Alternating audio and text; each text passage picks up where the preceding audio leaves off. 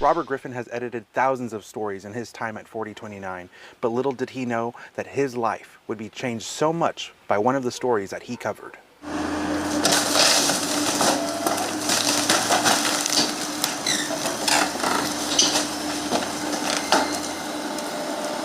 This neighbor lost their 2 trees is what took out our garage.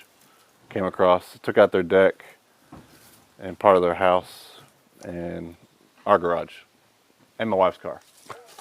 And your house is the only one that's going to get torn down? Yeah. Yep.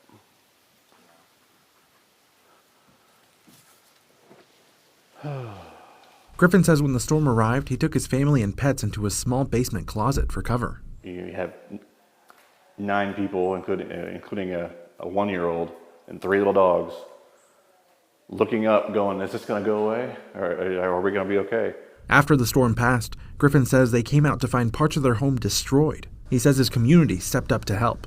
I had 1 pair of pants and 2 shirts. That's all that survived the storm out of our bedroom. I had to borrow socks from our neighbor. So that's the impact it took on my wife and I, because we lost all of our clothes. Now, 5 months later, his home is being demolished because the damage taken was beyond repair. There is a bright side, though. After demolition, Griffin says they plan on keeping the property and building a new home. He told me some of the things they look forward to. Picking out appliances and light fixtures. Everything's gonna be new. Everything's gonna be up to date.